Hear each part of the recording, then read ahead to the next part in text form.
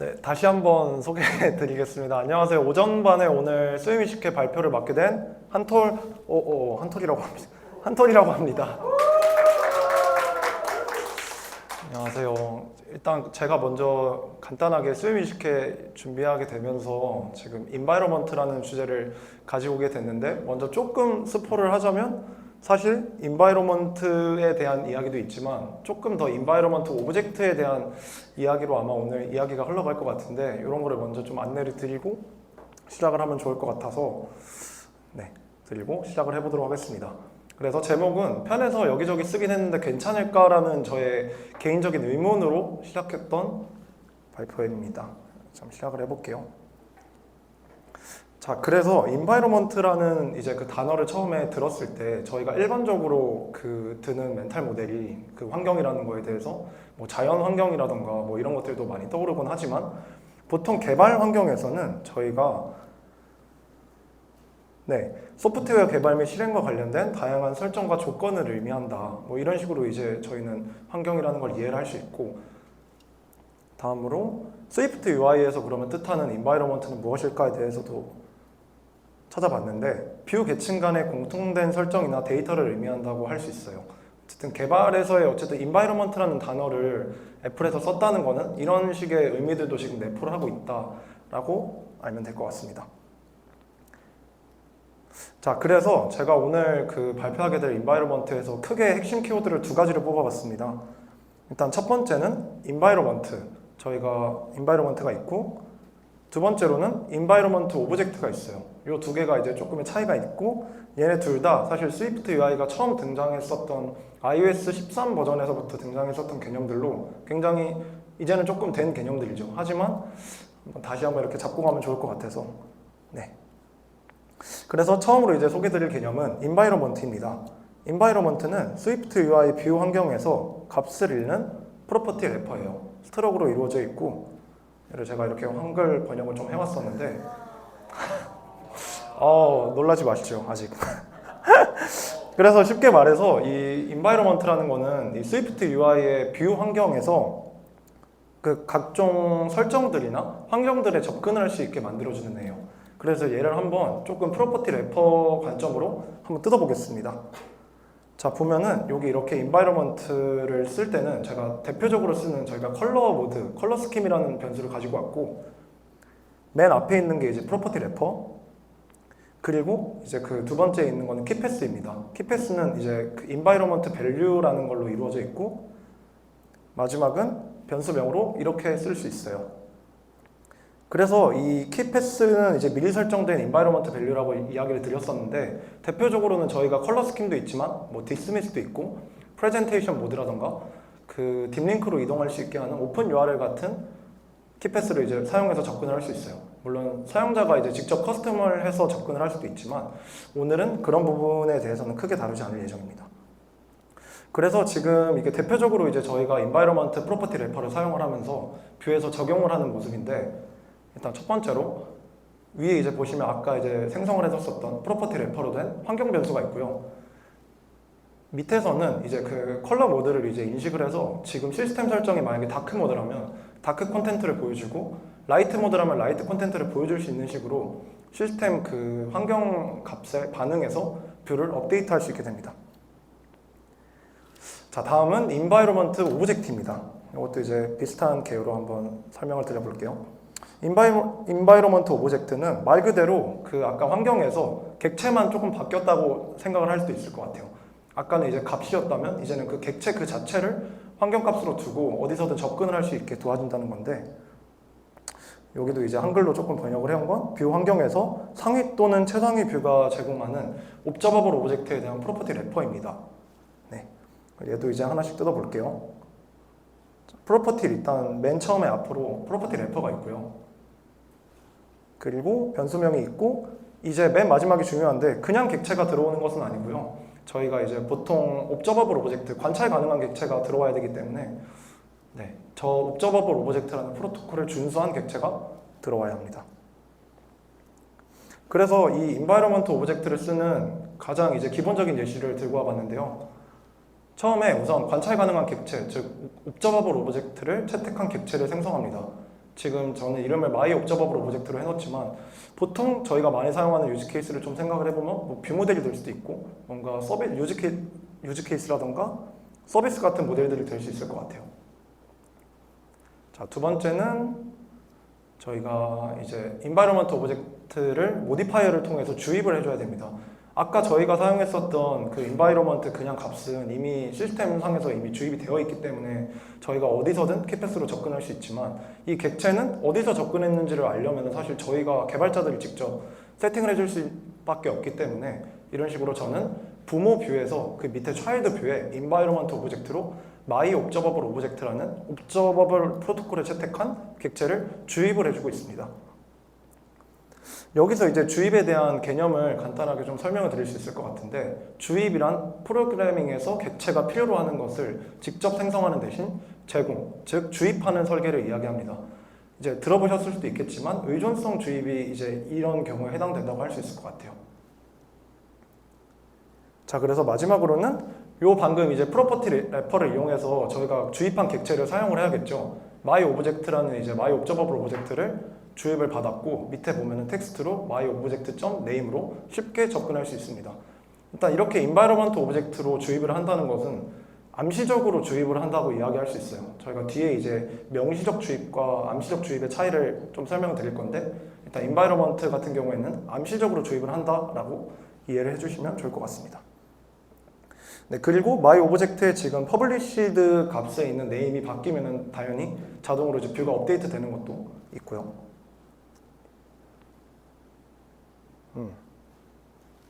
네, 그래서 제가 요거에 대해서 간단하게 좀 도식을 이렇게 그려왔는데 일단 맨 처음에 저 위에 보시면 환경객체를 저렇게 주입을 해줍니다. 저 화살표의 방향을 보시면 parent view, 즉 최상위 뷰에다가 지금 environment 오브젝트를 주입을 해주고 있고요. 그 child 뷰에서는 parent 뷰 하위 계층이라면 어디서든 my observable 오브젝트에 저런 식으로 접근이 가능합니다. child 뷰가 몇 개든 계층이 얼마나 깊든 접근이 가능하다는 것이 특징이라고 할 수 있을 것 같아요. 그래서 이 child 뷰 혼자서는 사실 보시면 아시겠지만 저 environment 오브젝트와 저렇게 써놓기만 하면은 사실 얘만으로는 주입을 어디서 받았는지는 모르는 게 당연합니다. 그래서 상위 뷰인 parent 뷰에서 주입을 잘 해줘야 되는 게 주의점이라고 이야기할 수 있을 것 같아요. 그래서 지금 제가 이제 대표적으로 이제 주입이 잘못된 예시에 대해서 이제 설명을 좀 드리려고 하는데 이제 보시면은 최상위에 이제 메인 뷰가 있고 옆에 A 뷰가 있고 B 뷰가 있습니다. 근데 A 뷰에서는 지금 제가 아무것도 이제 환경 객체를 주입을 해주고 있는 게 없어요. 그래서 지금 A1 뷰랑 A2 뷰에서 저희가 저기 보시면은 environment 오브젝트로 접근을 하려고 했는데 런타임에서 저렇게 에러가 뜨는 모습을 볼 수 있어요. No observable object of type found 어쩌고 저쩌고 하면서 지금 내가 그 뭐 주입을 해줘야 그걸 쓰지 이런 식으로 이제 엑스코드가 이야기하고 있는 거예요. 그래서 저희가 써야 되는 경우는 이런 경우입니다. B 뷰에서 어쨌든 환경 객체를 저렇게 주입을 해주고 그러면 이제 B1 뷰와 B2 뷰에서는 environment 오브젝트 프로퍼티 래퍼로 접근을 했을 때 지금 그 주입해준 게 너가 그 얘기한 부모 뷰에서 주입해준 개구나 라고 이야기를 하고 그 객체를 사용할 수 있는 겁니다. 그래서 오류가 안 나려면 결국에는 저희가 A1 뷰, A2 뷰에서도 쓰려면은 뭐 메인 뷰에서 주입을 한다든지 A 뷰에서 주입한다든지 어쨌든 그 상위에 있는 뷰에서 주입을 해야 한다는 것을 알 수 있어요. 그리고 추가적으로 이제 이렇게 여러 가지의 옵저버블 오브젝트도 주입이 가능합니다. 이제 위에 보시면은 두 가지의 이제 서로 다른 타입의 environment 오브젝트를 주입을 해주고 있고 밑에서도 저렇게 오브젝트 타입을 이제 두 개 받아오고 있어요. 이렇게 보시면은 이제 이렇게 잘 뜨는 모습이고요. 죄송합니다. 어쨌든 그래서 여러 번 사용이 가능하다는 거. 자, 그래서 이제 간단하게 개념에 대해서 제가 좀 소개를 드렸었는데 아직 저의 오늘 핵심 메인 주제는 아직 이야기를 아직 못했습니다. 그래서 오늘의 이제야 밝히는 핵심 주제 바로 environment 오브젝트 어떻게 잘 쓸 수 있을까에 대한 이야기를 하려고 합니다. 사실 이게 가장 중요하다고 생각했어요. 이런 개념적인 부분들은 얼마든지 저희가 사실 찾아봤을 때 좀 나오는 부분들이 많았고 저도 사실 궁금했었던 부분은 개념적인 정의라기보단 그때 제라스가 예전에 한번 스테이트 오브젝트와 옵저버드 오브젝트 오브젝트 거기서도 감명을 되게 많이 받았었는데 그렇게 어떤 맥락에서 좀 잘 쓸 수 있을까를 이야기를 하는 게 되게 적합하다고 느낀 것 같아요. 그래서 이것도 가지고 왔습니다. 제나스의 스테이트 오브젝트와 옵저브드 오브젝트 언제 쓰는데 스위미시크에서 한 이 자료를 가지고 왔는데요. 사실 오늘 할 얘기를 조금 더 이제 이해를 명확하게 하시려면 이 내용을 알고 있다는 가정하에 조금 더 이해하시기 수월하실 수도 있을 것 같아요. 그래도 간단하게 한번 설명을 드리자면 저희가 기본적으로 자식뷰로 객체를 전달하기 위해서 일단 상위에서 일단 소스 오브 트루스로 스테이트 오브젝트를 선언을 하고 밑에서는 옵저브드 오브젝트로 명시적으로 이렇게 주입을 받습니다. 밑에서는 카운터라는 저 객체를 주입을 받기 위해 저렇게 써놓고 위에 저 차일드 뷰에서 카운터에 페렌트 카운터라는 거를 주입을 해줘서 자식 뷰로 객체를 전달하고 있는 방식이죠. 자, 그러면 저희는 여기서 이제 의문이 하나 드는 게 있습니다. 아니, 지금 여기서 그냥 사실 아까 얘기했었던 것처럼 메인 뷰에서 인바이러먼트 오브젝트를 주입을 해주면 여기서도 쓸 수 있고 저기서도 쓸 수 있고 여기서도 이렇게 직접 주입 안 해줘도 되고 최상위 뭐 내비게이션 스택이나 탭뷰 같은 데다가 주입을 한 번만 해주면 되네? 아니, 그러면은 모든 걸 다 인바이러먼트 오브젝트로 주입하면 되지 않나? 라는 생각이 저도 좀 들었었고 실제로도 그렇게 뭔가 좀 생각을 하는 사람들도 있을 것 같아요. 그래서 귀찮게 매번 내가 주입 안 해줘도 되겠네. 하지만 물론 아니죠. 오늘 얘기할 내용이 이제 이런 내용이기 때문에 저희가 이제 이 차이점을 조금 명확하게 설명을 드리기 위해 오늘 발표 주제를 가지고 왔고요. 자, 그래서 이 인바이러먼트 오브젝트를 사용했을 때 대표적인 문제를 제가 두 가지로 오늘 들고 왔습니다. 첫 번째는 같은 타입의 객체를 여러 개 사용할 수 없다는 겁니다. 이게 무슨 말이냐면은 자, 여기서 보시면 인바이러먼트 오브젝트로 러너 오브젝트라는 지금 저희는 옵저버블 오브젝트 프로토콜에 채택한 객체가 있습니다. 하나는 한톨이라는 객체고 하나는 에이스라는 러너 오브젝트 객체예요. 그래서 지금 보시면 인바이러먼트 오브젝트로 두 개를 주입했어요. 만약에 이걸 쓰는 상황을 생각을 해보면 당연히 저 러너 객체를 내가 뭔가 두 개를 쓰려고 뭔가 저렇게 썼겠구나 하고 이제 뭔가 좀 예상을 해볼 수 있어요. 그래서 밑에 보시면은 이제 한톨과 에이스를 저렇게 인바이러먼트 오브젝트로 받고 한톨 이름 출력하기, 에이스 이름 출력하기를 저렇게 해놓고 그러면 이제 그 이 네임 뷰 입장에서는 주입된 거 두 개네? 근데 사실 저희는 아시겠지만 같은 타입이 주입이 이렇게 되면은 차일드 뷰 입장에서는 뭐가 어떤 객체인지 사실 알 수 있는 방법이 없단 말이죠. 그래서 그냥 첫 번째로 주입된 거 써야겠다. 뭐 에이스 뭐 알아서 하겠지 하고 지금 보시면은 한톨 이름 출력하기 한톨, 에이스 출력하기 한톨. 사실 지금 보면은 저 이제 위에 홈 뷰에서 주입된 쪽에서 러너 오브젝트의 한톨 객체만 지금 주입이 된 걸 볼 수 있어요. 저렇게 썼다고 해도. 그래서 이런 일단 문제에 첫 번째로 봉착을 할 수 있습니다. 자, 그리고 두 번째입니다. 데이터의 흐름을 추적이 어려워짐. 이 부분에 대해서 조금 더 설명을 드리자면 자, 조금 극단적인 제가 예시를 가지고 왔을 수도 있어요. 그래서 이 설명이 조금 괜찮을 것 같아가지고 자, 저희한테는 뭔가 이름만으로 한번 유출해 보시죠. 자, 네 번째 뷰. 제가 지금 my 오브젝트라는 애를 가지고 있어요. 얘가 지금 소스 오브 트루스가 어디지? 나 지금 얘가 어디서 주입되고 있는지를 좀 찾아봐야 될 것 같은데? 라고 생각이 들었어요. 그럼 이제 네 번째 뷰라는 이름을 듣고 당연히 뭐 바로 상위 뷰, 세 번째 뷰한테 물어보면 되지 않을까? 찾아갑니다. 근데 나도 사실 주입을 인바이러먼트 오브젝트로 받았는데 나도 누구한테 주입받았는지 몰라. 뭐 제일 최상위 뷰가 있겠지. 퍼스트 뷰로 한번 가봐봐. 가봤는데 근데 퍼스트 뷰는 또 아무것도 없어요. 뭔 소리 하는 거야. 나 인바이러먼트 오브젝트 그런 거 알지도 못해. 그거 너네만 아는 얘기 하면 어떡해? 라고 얘기하는 거예요. 그래서 나중에 맨 마지막에 찾아보니까 세컨드 뷰가 내가 가지고 있지롱. 저기 서드 뷰에 인바이러먼트 오브젝트로 저렇게 주입을 해주고 있어요. 이게 지금 굉장히 간단한 예시일 수도 있지만 뷰가 굉장히 복잡해지고 저희가 진짜 어디서 주입이 됐는지를 알아야 되는 상황이 된다면 이건 굉장히 문제가 될 수도 있어요. 그래서 이거 뭐 하나 짤을 만들어 온 건데 인바이러먼트 오브젝트 남발 3인방이다 이러고 이제 간단한 분위기 전환용 이미지를 하나 추가해뒀습니다. 네, 읽어보시고요. 네, 넘어가겠습니다. 그래서 이 데이터 흐름의 추적이 어렵다는 거는 이런 두 가지 또 저런 문제도 뭐 찾아가기 힘들다 뿐만이 아니고 결국에는 저희가 그러면 아까 그 상황에서 first view가 나는 그런 거 몰라가 아니고 여기서 원래 주입이 됐었어야 됐네 라고 생각을 하고 저렇게 주입을 해줄 수도 있어요. 미안해 까먹었나 보다 주입할게 근데 생각을 해보니까 우리는 세컨드 뷰에 이미 주입이 됐죠. 그러면 지금 environment 오브젝트가 또 두 개가 주입이 된 거예요. 그 말인즉슨 아까 제가 처음으로 주입된 값들이 이제 객체가 사용이 될 수도 있는데 그 객체를 사용하면서 왜 데이터가 업데이트가 안 되지? 다른 인스턴스를 주입해 놓고 왜 지금 데이터가 제대로 움직이지 않는 거야? 라고 소리를 지를 수도 있는 겁니다. 그리고 또 이제 데이터의 흐름이 아까 저런 상황이 된다는 거는 이런 식으로 environment 오브젝트를 썼는데 사실은 주입이 제대로 되지 않은 뷰에서 이제 쓸 수도 있다는 겁니다. 이렇게 당연히 이제 런타임 에러가 뜨게 되고요. 네, 주입됐다고 생각을 했는데 되지 않았을 경우죠. 결국에는 명시적 주입, 옵저브드 오브젝트 같은 경우에는 무조건 이제 성의 뷰에서 명시적으로 주입을 해줘야 되기 때문에 이니셜라이저에 객체를 넣어줘야 됩니다. 사실 그래서 실수를 할 일이 없어요.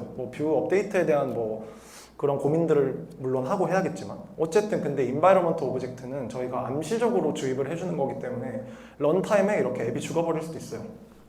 최악의 경우에는 새로운 뷰를 만들고 environment 오브젝트가 주입이 됐다고 생각을 하고 앱 배포를 때렸다가 앱이 이제 그 릴리즈 단계에서 그냥 아예 죽어버릴 수도 있는 상황이 올 수도 있는 거죠.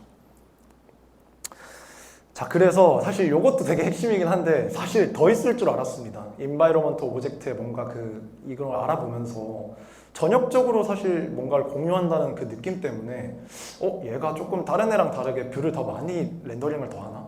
혹은 메모리가 좀 해제가 잘 안 되나? 오래 살아있나? 이런 생각을 했는데 제가 이제 좀 많이 뒤져봤을 때는 사실 다른 이제 프로퍼티 래퍼를 쓰는 것과 큰 차이가 없고 성능상의 어쨌든 이슈는 거의 차이가 없다고 생각을 해도 될 것 같았어요. 이런 부분들에 대해서는 혹시 또 아시는 부분들이 있다면 설명해 주시면 너무 좋을 것 같습니다. 자, 그래서 마지막으로 이제 정리를 해보겠습니다. 그래서 저희가 이제 environment 오브젝트와 observed 오브젝트, 즉 암시적 주입과 명시적 주입 이 두 개를 어떤 상황에서 선택을 하는 게 좋을까에 대한 약간의 힌트라고 생각을 하면 좋을 것 같아요. 자, 그래서 첫 번째는 이제 environment 오브젝트를 사용하는 예시입니다. 저희가 일단 유즈 케이스를 제가 3개를 적어놨는데 일단 첫 번째로 여러 곳에서 공통적으로 사용되는 객체, 그리고 전역적으로 고유한 데이터를 공유해야 하는 객체, 세 번째로 화면 흐름상 특정 뷰가 객체를 사용하지 않을 때에 대한 예시입니다.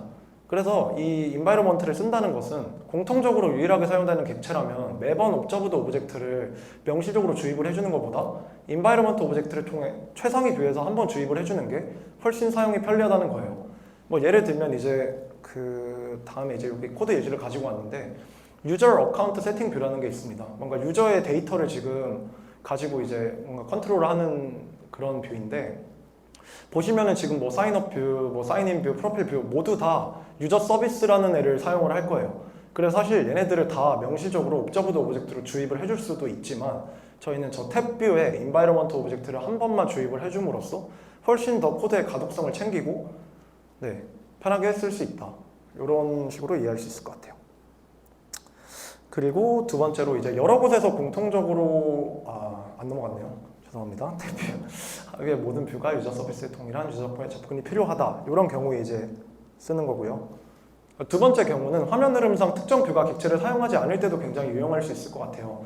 지금 보시면은 first view, second view, third view, last view 이렇게 4가지 뷰가 있는데 사실 저 my 오브젝트라는 애는 그 second view와 third view에서는 쓰진 않는데 last view에서는 저 오브젝트를 써야 되는 경우가 있어요.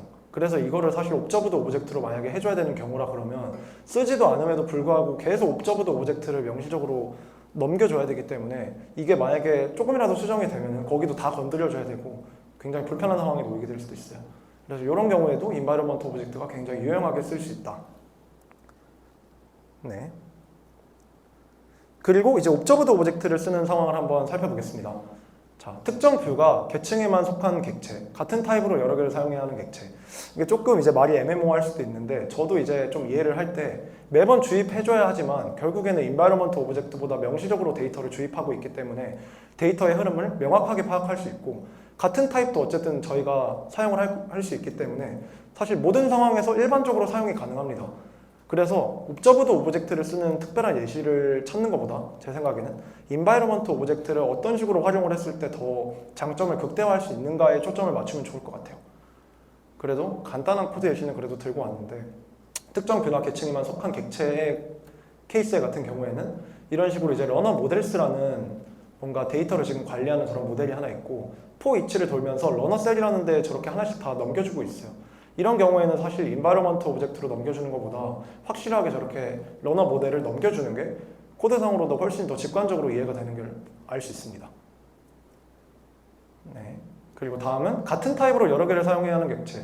아까 이제 한 톨 객체, 에이스 객체를 주입했다가 한 톨 객체만 쓰는 경우를 이런 식으로 해결할 수 있다고 보면 될 것 같아요. 자, 그러면 이제 러너 객체를 여러 개 사용하고 할 때 그렇습니다. 그래서 어쨌든 이제 마지막으로 그 번외로 사실 이번에 제가 발표를 준비하면서 iOS 17에서 나온 인바이러먼트에서도 사실 이제 그 옵저버블 매크로를 이용한 객체를 이제 사용을 하는 게 가능해졌습니다. 그런 부분들까지 사실 좀 다루고 싶었지만 준비 시간이 조금 여력이 길지 않아 준비는 못했고 그런 거에 대해서도 나중에 조금 더 같이 이야기 나눠볼 수 있으면 좋을 것 같습니다. 어쨌든 제가 준비한 발표는 여기까지고 모두 오늘 와주셔서 너무 감사합니다. 감사합니다.